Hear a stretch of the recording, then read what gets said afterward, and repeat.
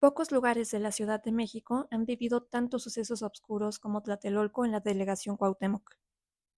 Su historia se remonta a 1337, cuando un grupo de mexicas se separó de Tenochtitlán y fundó México Tlatelolco. El significado del nombre Tlatelolco es algo cercano a Punto Arenoso y en su momento fue sede del mercado más importante de Mesoamérica. El 13 de agosto de 1521, Tlatelolco fue escenario de la última batalla entre los mexicas y los españoles. En esta, Cuauhtémoc fue derrotado por Hernán Cortés después de meses de conflictos. Ese día también fue extremadamente violento, con miles de indígenas que perdieron la vida a manos de los españoles. El antiguo Tlatelolco fue prácticamente destruido después de la caída de Tenochtitlán, y los españoles construyeron varias edificaciones en donde anteriormente se encontraban construcciones prehispánicas.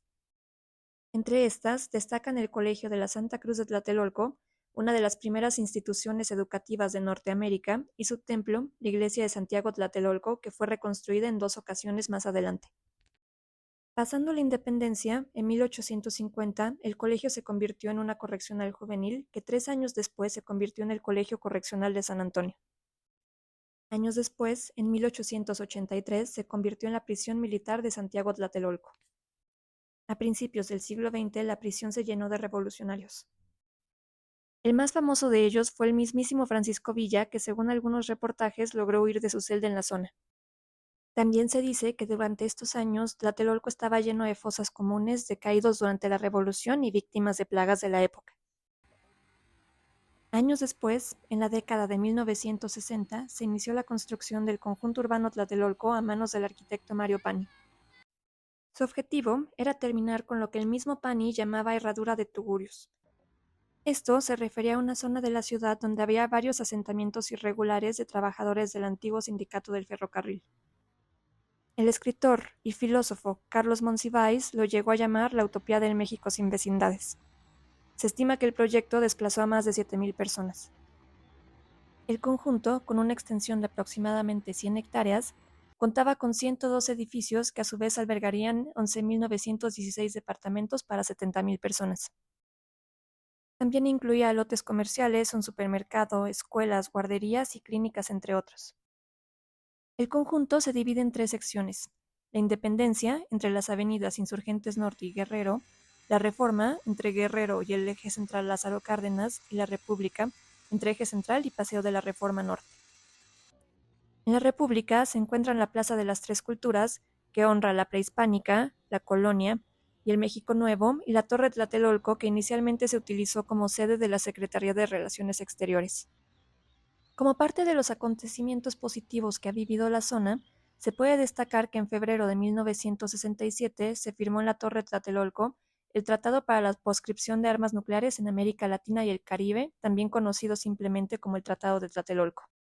Este establece a América Latina y el Caribe como zonas libres de armas nucleares. Por desgracia, poco más de un año después, el 2 de octubre de 1968, Tlatelolco fue testigo de una masacre perpetrada por el gobierno mexicano. Eran vísperas de los Juegos Olímpicos de México 68. El mundo había visto protestas estudiantiles en países como Francia y Estados Unidos, y los estudiantes mexicanos llevaban meses marchando contra el autoritarismo y represión del Estado mexicano. A la causa también se habían unido personas de otros estratos de la sociedad, como profesores, obreros, campesinos y profesionales. El 2 de octubre de 1968 se reunieron miles de personas en la Plaza de las Tres Culturas para un mitin del Consejo Nacional de Huelga. Este era un grupo constituido por representantes estudiantiles de institutos como la UNAM, el IPN, la Ibero y la Universidad La Salle. La manifestación estaba siendo vigilada por el ejército. Había helicópteros y a la multitud se habían infiltrado miembros del Batallón Olimpia, un grupo paramilitar. Otros miembros del Batallón Olimpia. A las 6:10, el batallón abrió fuego contra los manifestantes y los militares que se encontraban en el lugar. Lo hicieron para que el ejército pensara que los manifestantes eran los que estaban atacando. Los militares entonces comenzaron a dispararle a los manifestantes. Después sucedieron decenas de violaciones a sus derechos. Al día de hoy no se sabe la cifra exacta de víctimas, pero las estimaciones van de 200 a 1,500 personas que perdieron la vida ese día. El terremoto causó la caída del edificio Nuevo León, ubicado en la sección La República del conjunto, cuando un terremoto de 8,1 grados Richter golpeó a la Ciudad de México. El terremoto causó la caída del edificio Nuevo León, ubicado en la sección La República del Conjunto. Según un estudio realizado por la Universidad de Tokio, hubo varios factores que causaron la caída. Estos incluían que el edificio estaba mal diseñado y mal conservado. No existe una cifra oficial de víctimas, pero se estima que más de 200 personas perdieron la vida en el lugar.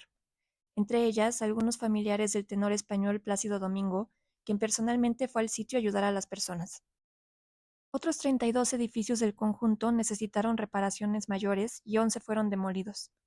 Después de 1985, muchas personas se fueron de Tlatelolco, que pasó de tener 80.000 a 40.000 habitantes.